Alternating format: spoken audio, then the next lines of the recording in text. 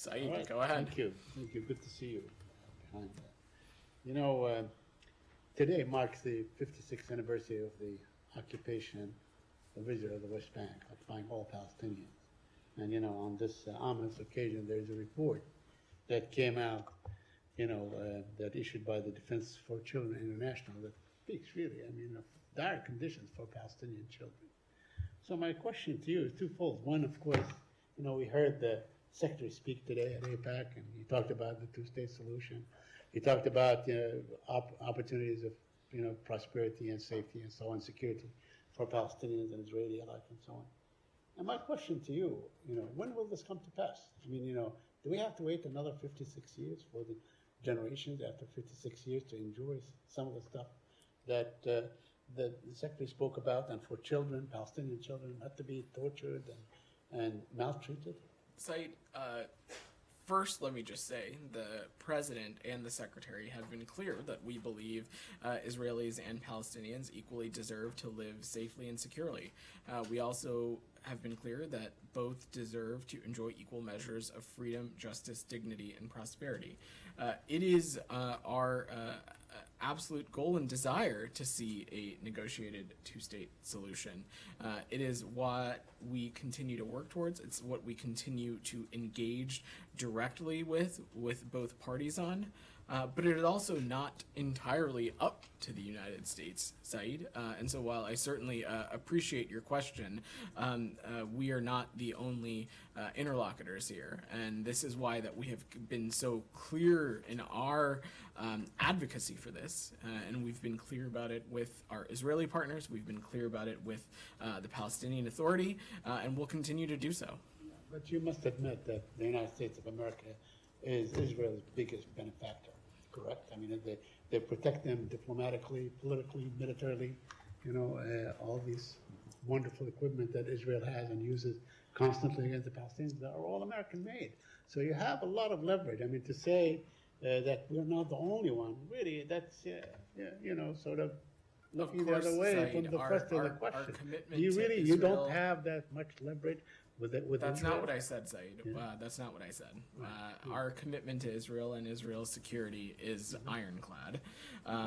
But we want to see a two-state solution. That's why we've been so clear about it. We've raised it directly with our Israeli partners, with the Palestinian Authority, and we'll continue to do so. And when steps are taken that undercut that vision, we have been clear and vocal about that as well.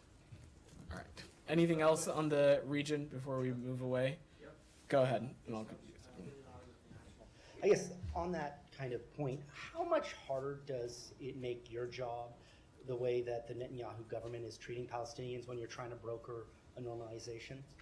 I'm just not going to get into specifics about policy decisions coming from our Israeli partners. What I will say, though, is that we have been clear, and this has been a clear policy across governments and administrations, is that when steps are taken that undercut a vision for a two-state solution, that undercut our desire for Israelis and Palestinians to equally live safely and securely, we have been vocal about that. We have been clear about that. We have been clear about that with this government, as well as with previous governments as well. Sam, you had your hand up. In his speech today before AIPAC, among other things, positively cited Ambassador Deborah Lipstadt, ambassador on anti-Semitism. She recently tweeted, I wholeheartedly concur with a European group condemnation of Roger Waters and his despicable Holocaust distortion. The European group had tweeted, Roger Waters' gig in Berlin, is there anything more anti-Semitic than using Anne Frank as a prop on a German stage while prancing around in a Nazi uniform attacking Jews? This is an incredible distortion of what happened. I don't know if you're familiar with The Wall, which is possibly the most classic rock opera in rock and roll history. So unrelenting denunciation of fascism and racism. One of the songs in it features him as mocking a demagogue, like Charlie Chaplin did, and talking to the crowd and saying, are there any queers, are there any Jews, are there any blacks in the audience tonight? Get them up against the wall, and then he gets a machine gun and mows them down. It's an obvious attack on fascism, and yet your ambassador is denouncing it and pretending that Roger Waters, presumably because he defends Palestinian rights as well as other people's rights, is an example of anti-Semitism. Are you going to distance yourself from this, or are you going to back? I've not seen that tweet, nor am I familiar with this piece of expression. So I'm just going to refrain. I'm going to refrain from offering anything else. You're not familiar with the wall? You're not surprised, familiar with Matt. Pink Floyd? No, I know who Pink Floyd is. Thank you. I know who Roger Waters is also. I'm just not familiar with Okay, well, with this.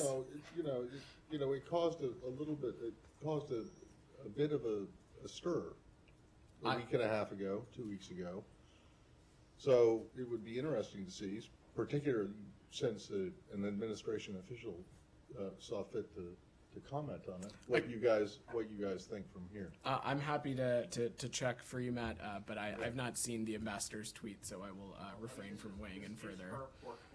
It's not like, one ambassador is talking about a subject that's not in their portfolio. She is beyond parody distorting anti-Semitism and criticism of Israel. He used Anne Frank's name as a list of people, of martyrs who he reveres.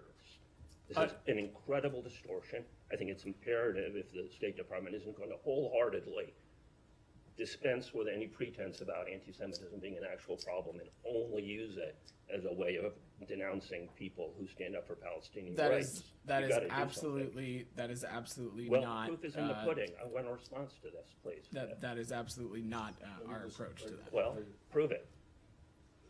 I mean, look, it is a situation where we're talking about a British musician giving a concert in Germany. Doesn't really have anything to do with the U.S. But the fact of the matter is that she did weigh in on it. So it's a legitimate question.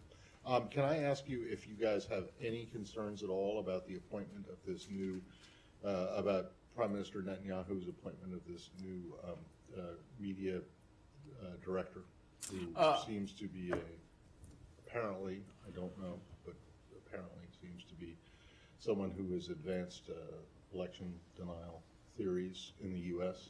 I don't. Personnel decisions for the Prime Minister's office are for them to undertake. What I will say, though, again, and you've heard me say this before, is that we will engage with our Israeli partners directly as it relates to the policies they pursue, not necessarily the makeup of their government and the personalities that are involved in it. Anything else on the region before we move away? Okay, go ahead, Daphne. Saudi Arabia has said it will make a deep cut to its output in July on top of a broader OPEC Plus deal to limit supply. Do you have concerns about this announcement, especially as it comes ahead of Blinken's trip?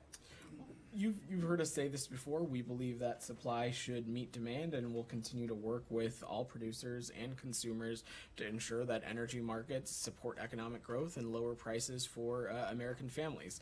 That's what we're focusing on, and as you so note, prices have come down significantly since last year, and so we're focused on that, and we're focusing on lowering prices for American families.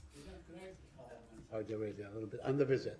Sure. Yeah. Then I'll come Very back quickly. to- The visit comes amidst many reports that point to increased executions in Saudi Arabia. Are you concerned about that issue? Is that an issue that the Secretary is likely to discuss with the Saudis? Side, not just with Saudi Arabia, but with other countries around the world. When we see human rights attacked, we raise those directly. I'm sure that we will do so here. I'm not going to get ahead of the Secretary's trip or get ahead of specific engagements, but I have no doubt that this is something that we'll continue to raise directly. I wonder if you're aware of these reports. I mean, I'm just like you. There are reports that there have been increased executions. Are you aware of them? I've seen those reports, Said, but I don't have anything specific to add. Geeta, go ahead.